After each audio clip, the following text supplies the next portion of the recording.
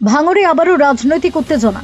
চালতাবেড়িয়া অঞ্চলের দক্ষিণ বামুনিয়া এলাকায় আইএসএফ ও তৃণমূল কংগ্রেসের মধ্যে সংঘর্ষের জেরে চরম উত্তেজনা ছড়ায় গোটা এলাকায়। আইএসএফ এর অভিযোগ, সকালে পুরনো পাগলাহাট বাজার এলাকায় এক আইএসএফ সমর্থককে মারধর করেন তৃণমূল নেতা ওহিদুল ইসলাম। এই ঘটনাকে কেন্দ্র করে দুপুরের পর দক্ষিণ বামুনিয়া এলাকায় দুই পক্ষের মধ্যে শুরু হয় তীব্র বাকবিতণ্ডা এবং উত্তেজনা। কি নিয়ে ঝামেলা বলতে, আমার আব্বাজি সব পাগলাহাটে গিয়েছিল আজকে সন্ধ্যেবেলা চা খেতে। ওখানে টিএমসির কিছু দুষ্কৃতী হঠাৎ আচমকা এসে আমার আব্বাজির ফাইট মারে।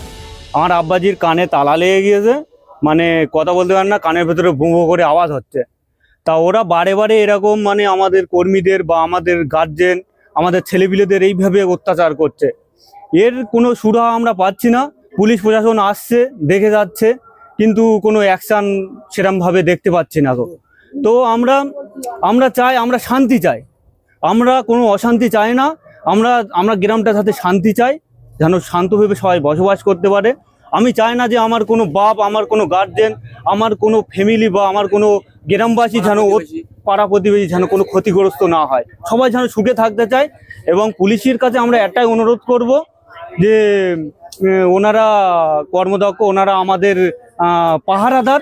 ওনাদের একটাই কথা বলবো যে আমাদের শান্তিকে বজায় রাখার জন্য ওনাদের আপনার চেষ্টা করার আমরা অনুরোধ জানাবো, যেন চেষ্টাটা করে। হঠাৎ কোনো কারণ নেই। আমরা আইএসএফ করি, এটাই আমাদের দোষ। আমরা ভাইজানের দল। এটা ওহিদুলের নেতৃত্বে, আমাদের এখানে যে টিএমসির নেতা ওহিদুল ইসলাম, তানার নেতৃত্বে এই কাজটা হয়। ওহিদুল নিজে আমার বাপকে মেরেছে। আমার নাম মতিউর রহমান মোল্লা, দক্ষিণ বামুনিয়া গ্রামের বাসিন্দা, আইএসএফ এর একজন কর্মী। অন্যদিকে পাল্টা অভিযোগ তৃণমূল নেতা ওহিদুল ইসলামের দাবি, এক আইএসএফ কর্মী তার ফোনে আগ্নেয়াস্ত্র এবং ধারালো অস্ত্রের ছবি পাঠান। এই ঘটনাতেই পরিস্থিতি আরো জটিল হয়ে ওঠে এবং মুহূর্তের মধ্যে এলাকা রণক্ষেত্রের চেহারা নেয়। দেখুন, হঠাৎ করে আমরা ছিলাম জীবনতলা এমএলএ কাপের ফাইনাল খেলা হচ্ছে, সেখানে ছিলাম।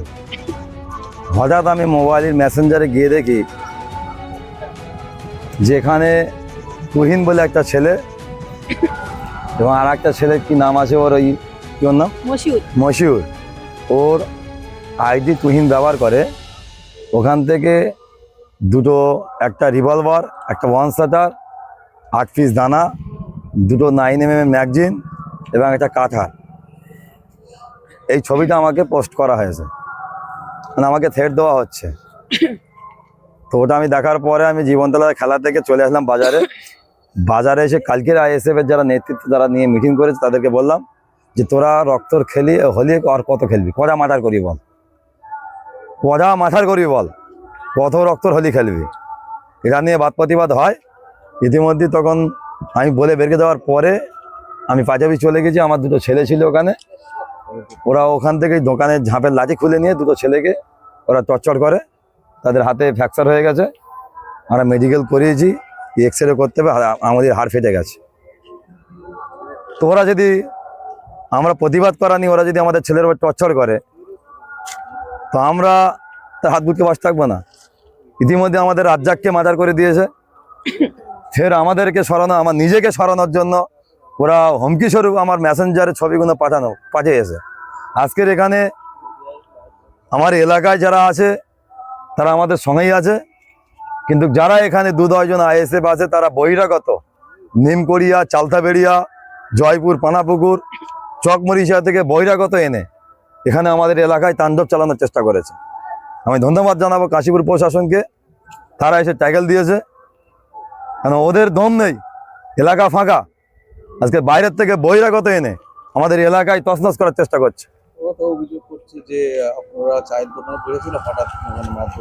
আমার তার প্রুফ আছে আমার কাছে, আমি প্রুফ সহ কথা বলছি। কেন ওদের মিথ্যে কথায়, নওশাদ সিদ্দিকী যদি মিথ্যে কথা বলতে পারে, তাহলে তাদের কর্মীরা কি করতে পারে, সত্যি কথা বলতে পারে। আমি প্রুফ দিয়ে কথা বলছি।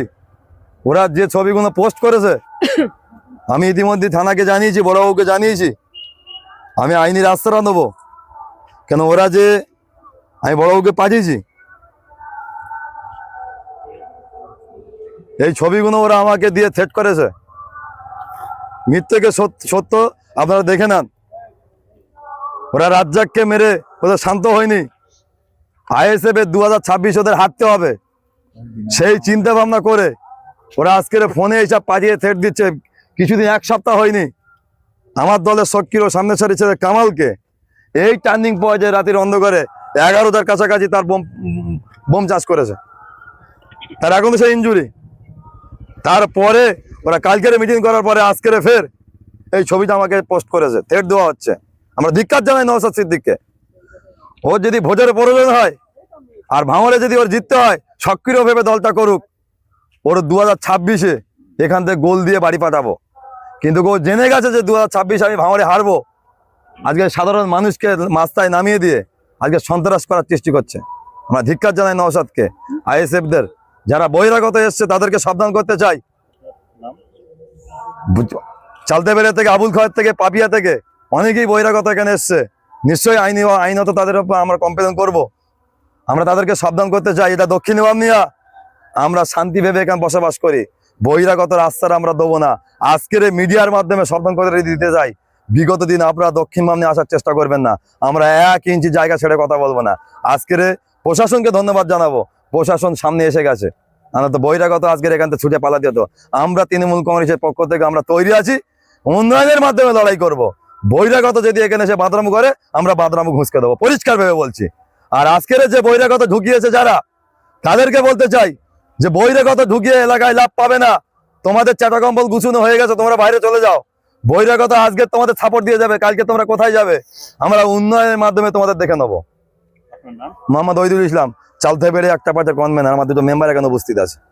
উত্তেজনা ছড়াতেই ঘটনাস্থলে পৌঁছে উত্তর কাশীপুর থানার পুলিশ পরিস্থিতি নিয়ন্ত্রণে আনতে গেলে পুলিশের সঙ্গে ধস্তাধস্তিতে জড়িয়ে পড়ে আইএসএফ এর কিছু কর্মী সমর্থক। শেষ পর্যন্ত অতিরিক্ত পুলিশ বাহিনী এসে পরিস্থিতি নিয়ন্ত্রণে আনে। পুরো ঘটনা নিয়ে তদন্ত শুরু করেছে উত্তর কাশীপুর থানার পুলিশ। এলাকায় এখনো থমথমে পরিস্থিতি, মোতায়েন রয়েছে পুলিশ বাহিনী। ফেরো রিপোর্ট, GI।